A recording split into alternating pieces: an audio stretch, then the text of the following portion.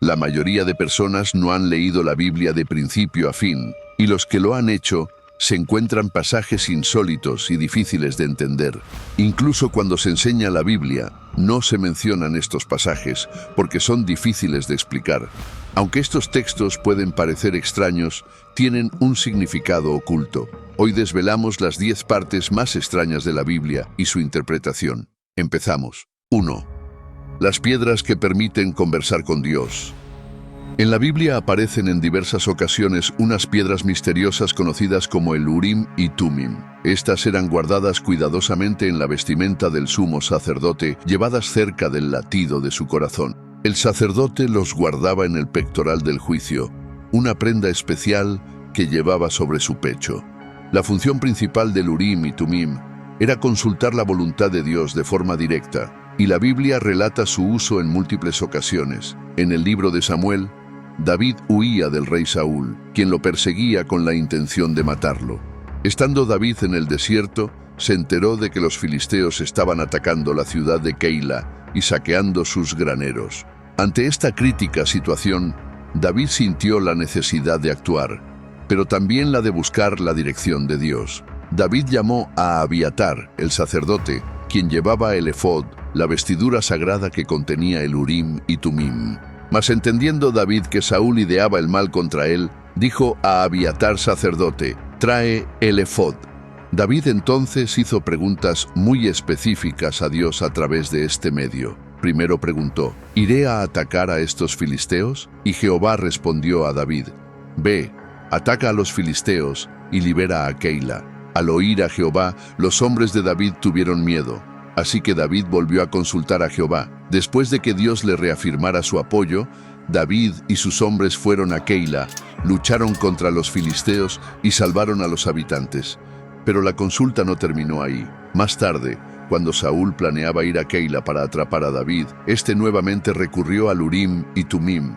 David preguntó: «¿Descenderá Saúl a Keila como tu siervo ha oído?» Y Jehová dijo: «Sí, descenderá». Luego David inquirió: «¿Nos entregarán los hombres de Keila a mí y a mis hombres en manos de Saúl?» Y Jehová dijo: «Os entregarán». Y gracias a esta guía obtenida de manera misteriosa a través del Urim y Tumim, David y sus hombres pudieron escapar de Keila a tiempo, evitando así caer en manos de Saúl. Pero también el rey Saúl, que perseguía a David, utilizó este canal directo con Dios, y el resultado fue sorprendente. Revelaron a su propio hijo, Jonatán, como culpable de haber violado una orden real.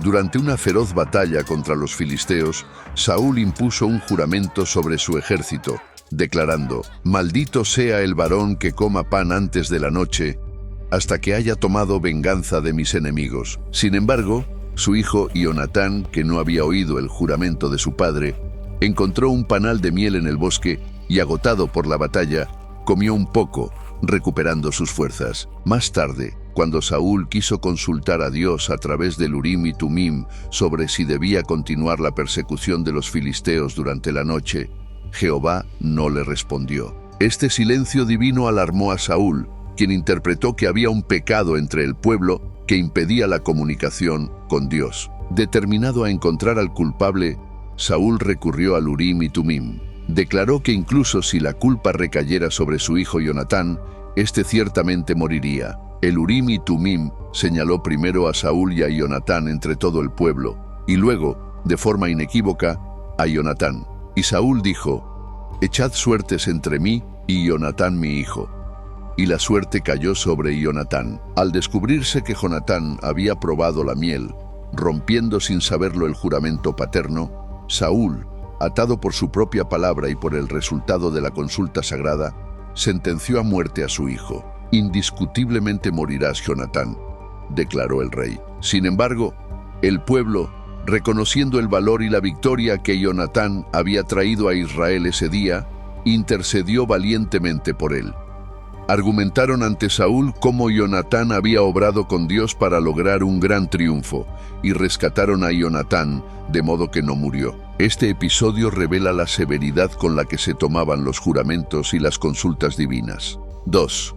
Una asna parlante habla con el vidente de Balaam. El vidente de Balaam había sido convocado por el rey de Moab con el propósito de que maldijera al pueblo de Israel, que acampaba cerca de sus fronteras. Mientras Balaam viajaba en su asna, acompañado de 2 siervos, un ángel de Jehová se interpuso en el camino, con una espada desenvainada, invisible a los ojos del profeta, pero no a los del animal. La primera vez que la asna vio al ángel, se apartó del camino y se metió por el campo. Balaam, sin comprender, azotó al animal para hacerla volver al sendero. Poco después, el ángel se paró en un camino estrecho entre 2 viñas, con una pared a cada lado. Al ver de nuevo al ángel, la asna se pegó a una de las paredes, apretando la pierna de Balaam contra ella. El profeta, enfurecido, volvió a golpearla. Por tercera vez, el ángel se colocó en un lugar aún más angosto, donde no había forma de esquivarlo. La asna, al verlo, se echó debajo de Balaam. La ira del profeta se encendió y azotó al animal con su vara con mayor dureza. Fue en ese instante cuando ocurrió lo extraordinario. Jehová abrió la boca de la asna, y ésta le dijo a Balaam: ¿Qué te he hecho? Que me has azotado estas 3 veces. Balaam, en su enojo, incluso le respondió al animal. Pero en ese momento, Jehová hizo que Balaam viera el ángel.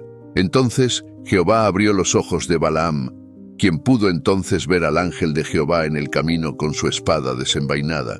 Y Balaam hizo reverencia y se postró sobre su rostro.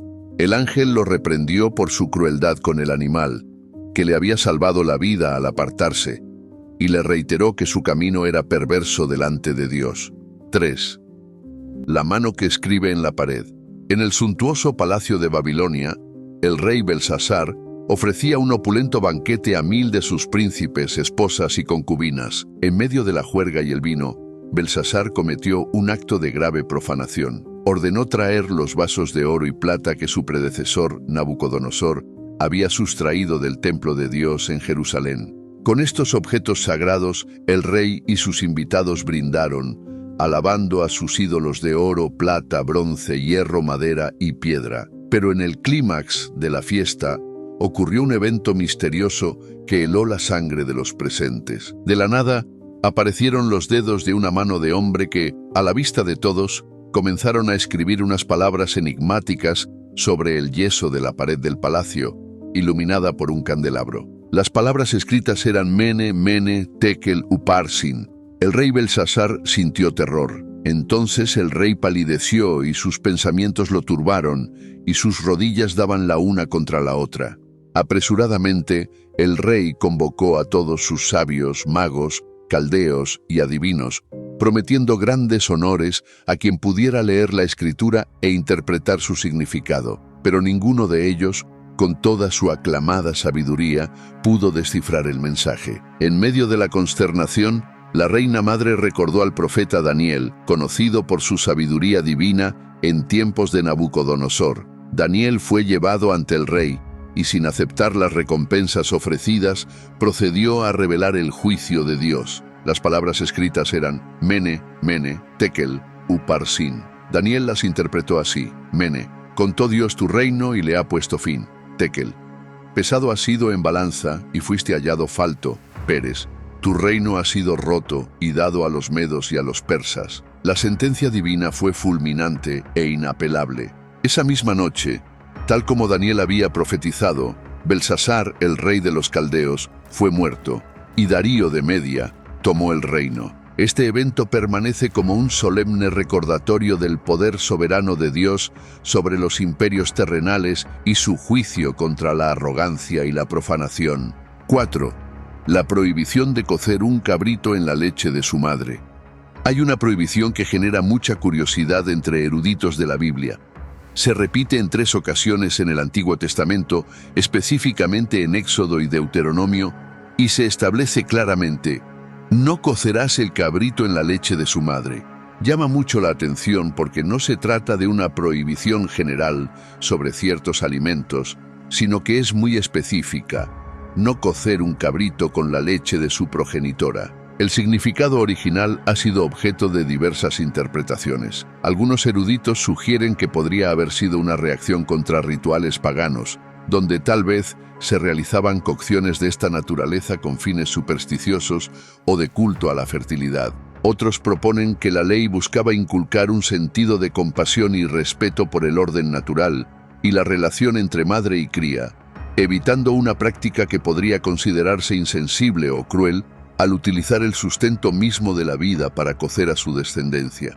En la Torá se repite en múltiples ocasiones, y esta ley es un pilar fundamental para las leyes alimentarias judías, llevando a la separación estricta entre el consumo de carne y productos lácteos. 5. Moisés ve la espalda de Dios. En el libro del Éxodo, Moisés pidió ver la gloria de Dios. Tras haber intercedido por el pueblo de Israel y gozar de una comunión única con Jehová, Moisés se atreve a hacer una petición arriesgada. Te ruego que me muestres tu gloria. La respuesta de Dios es solemne. Le indica a Moisés pasar delante de él para que lo vea, pero añade una advertencia trascendental. No podrás ver mi rostro, porque no me verá hombre, y vivirá. Sin embargo, en un acto de extraordinaria gracia hacia su siervo, Dios le concede a Moisés una experiencia sin igual.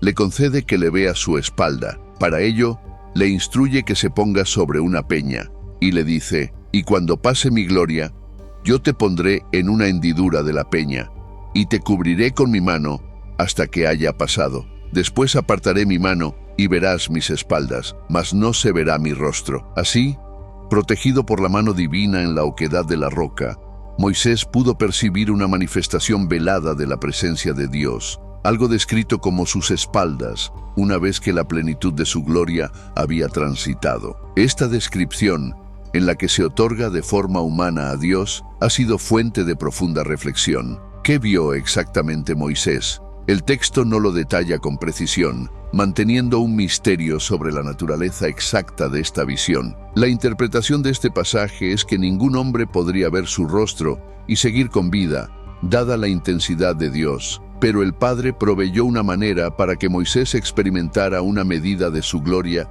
sin ser consumido. 6. Jesús escribe en la arena y contradice el Antiguo Testamento. El Antiguo Testamento describe castigos severos para ciertos pecados, en su esfuerzo por establecer una sociedad ordenada bajo el pacto con Dios. Entre estos, el lapidamiento, o la muerte por medio de piedras lanzadas por los vecinos, se destacaba como la pena capital para ofensas consideradas particularmente graves. Delitos como la blasfemia, la idolatría, la hechicería o ciertos pecados sexuales como el adulterio podían acarrear esta sentencia. La intención era purgar el mal de en medio del pueblo y mantener la santidad del pacto. Un ejemplo directo de su aplicación se narra en el libro de Números. Se cuenta que, mientras los israelitas estaban en el desierto, encontraron a un hombre recogiendo leña en el día de reposo, una actividad prohibida por la ley. El hombre fue llevado ante Moisés. Tras consultar a Jehová sobre qué se debía hacer, la orden divina fue clara.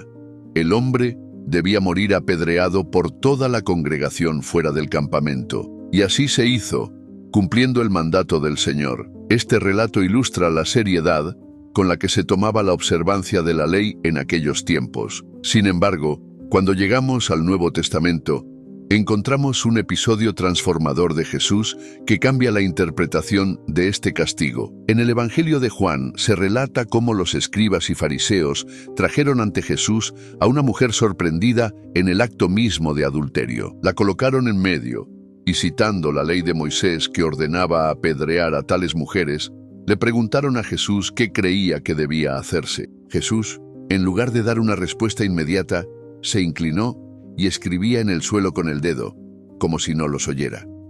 Ante la insistencia de ellos, se incorporó y pronunció unas palabras que aún a día de hoy se dicen como refrán: «El que de vosotros esté sin pecado, sea el primero en arrojar la piedra contra ella». Y volviéndose a inclinar, siguió escribiendo en tierra. Los acusadores, avergonzados, comenzaron a irse uno por uno, desde los más viejos hasta los más jóvenes, quedando solo Jesús y la mujer. Enderezándose Jesús, y no viendo a nadie sino a la mujer, le dijo: «Mujer, ¿dónde están los que te acusaban?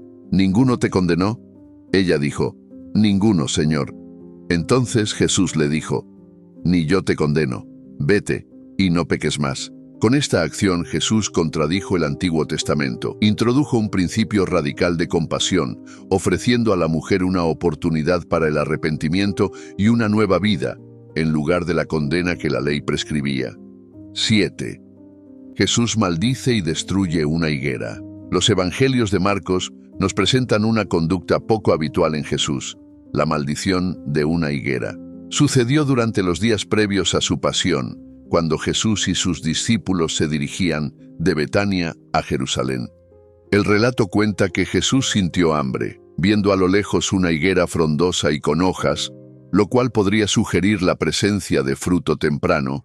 Se acercó para ver si encontraba algo en ella. Al llegar, sin embargo, no halló más que hojas. Ante esta esterilidad, Jesús pronunció palabras directas y tajantes dirigidas al árbol. Nunca jamás coma nadie fruto de ti.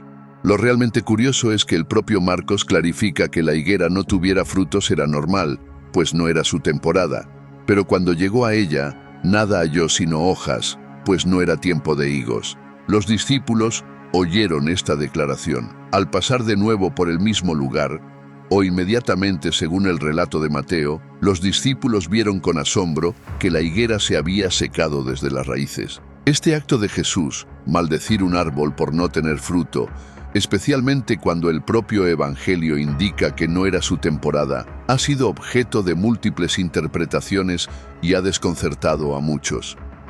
No se trata de un simple arrebato de hambre, sino de una acción cargada de simbolismo. Los eruditos y teólogos a menudo señalan que, en el Antiguo Testamento, la higuera era usada con frecuencia como un símbolo de la nación de Israel. La higuera frondosa y llena de hojas, que prometía fruto pero no lo ofrecía, se interpreta como una representación del estado espiritual de gran parte de Israel en tiempos de Jesús, particularmente de su liderazgo religioso. Existía una apariencia externa de piedad y fe, pero a menudo faltaba el fruto genuino de la fe. La llegada de Jesús a Jerusalén y su lamento por el estado de la ciudad ocurren en este mismo marco temporal, reforzando la idea de un juicio divino sobre la esterilidad espiritual. 8. La segunda muerte después del infierno. La Biblia describe el destino final y eterno para aquellos que se oponen radicalmente a Dios y persisten en la maldad. Se describe como un lugar que arde con fuego y azufre, simbolizando un castigo completo, definitivo, y la denominada segunda muerte. Este lugar aparece en la Biblia en múltiples ocasiones y se describe quiénes son los que serán arrojados. La primera mención de este lugar ocurre tras la gran batalla final, comúnmente asociada con Armagedón, narrada en Apocalipsis. Allí se relata que la bestia y el falso profeta, quien engañó al mundo para que adorara a la bestia, son capturados. El texto dice claramente que estos dos fueron lanzados vivos dentro de un lago de fuego, y la bestia fue apresada, y con ella el falso profeta. Estos dos fueron lanzados vivos dentro de un lago de fuego que arde con azufre. Más adelante, en Apocalipsis capítulo 20, después de un período de 1000 años en que Satanás es atado, se cuenta que el diablo es liberado por un corto tiempo y vuelve a engañar a las naciones para una última rebelión contra Dios. Sin embargo, su derrota es absoluta. El pasaje declara que el diablo también será lanzado al lago de fuego y azufre, donde estaban la bestia y el falso profeta. Y el diablo que los engañaba fue lanzado en el lago de fuego y azufre, donde estaban la bestia y el falso profeta, y serán atormentados día y noche por los siglos de los siglos. Después del juicio ante el gran trono blanco, donde los muertos son juzgados según sus obras y se abre el libro de la vida, el Apocalipsis revela un último acto sobrecogedor. La muerte misma y el Hades son lanzados al lago de fuego. Esto significa la aniquilación final de la muerte como poder, y también, de manera concluyente, se afirma que el que no se encuentre inscrito en el libro de la vida fue lanzado al lago de fuego. Este grupo está formado por los cobardes e incrédulos, los abominables y homicidas, los fornicarios y hechiceros, los idólatras y todos los mentirosos, tendrán su parte en el lago que arde con fuego y azufre, que es la muerte segunda. Se describe específicamente como muerte segunda. Se presenta el lago de fuego como la consecuencia última y eterna. 9. La misteriosa criatura Melquisedec. En la Biblia se describe un ser que no tiene padre, ni madre, ni genealogía, ni inicio, ni final. Parece imposible, pero esta figura enigmática aparece de la nada. Bendice a Abraham y desaparece. Es Melquisedec, un personaje que aparece brevemente en el libro del Génesis, pero cuya trascendencia es grande, especialmente en la carta a los Hebreos. Su aparición es tan súbita como significativa, dejando un aura de misterio que ha intrigado a estudiosos de la Biblia. El relato nos sitúa después de que Abraham regresara victorioso de una batalla para rescatar a su sobrino Lot. En ese momento Melquisedec, sacerdote del Dios Altísimo, salió al encuentro de Abraham. No trajo consigo tributos de guerra, sino pan y vino, elementos de sustento y comunión. Entonces Melquisedec bendijo a Abraham en el nombre del Dios Altísimo, y Abraham, en un acto de reconocimiento a su autoridad espiritual, le dio los diezmos de todo el botín. Tras esta aparición de repente, Melquisedec desaparece del Génesis de forma abrupta. Entonces Melquisedec le bendijo, diciendo: «Bendito sea Abraham del Dios Altísimo, creador de los cielos y de la tierra». El misterio se debe a que no vuelve a aparecer hasta muchísimo después, en el Nuevo Testamento, en la carta a los Hebreos. Allí se le describe de una manera única. Porque este Melquisedec, sacerdote del Dios Altísimo, que salió a recibir a Abraham y le bendijo, cuyo nombre significa Rey de Justicia, sin padre, sin madre, sin genealogía, que ni tiene principio de días, ni fin de vida, sino hecho semejante al Hijo de Dios, permanece sacerdote para siempre. Esta descripción no necesariamente implica que Melquisedec fuera un ser celestial o no humano, sino que el registro bíblico omite deliberadamente su ascendencia y descendencia. Esta ausencia de genealogía terrenal es crucial, pues permite a Melquisedec definir de manera más perfecta el sacerdocio eterno que también tiene Jesucristo. Así, Melquisedec, cuyo nombre significa Rey de Justicia, se nos presenta como una figura histórica real, que sirvió como rey y sacerdote del Dios verdadero en una época muy temprana. 10. Las ruedas con ojos. El libro del profeta Ezequiel se inicia con una de las visiones más complejas de todas las Escrituras. Se nos relata en los capítulos 1 y 10 de Ezequiel. Tuvo una visión que se abrió con un viento tempestuoso, una gran nube y un fuego refulgente que despedía un resplandor a su alrededor. Del centro de este fuego emergieron 4 seres vivientes de apariencia extraordinaria. Cada uno tenía una semejanza humana general, pero poseía 4 caras distintas, la de un hombre al frente, la de un león a la derecha, la de un buey a la izquierda y la de un águila en la parte posterior. Cada ser tenía también 4 alas.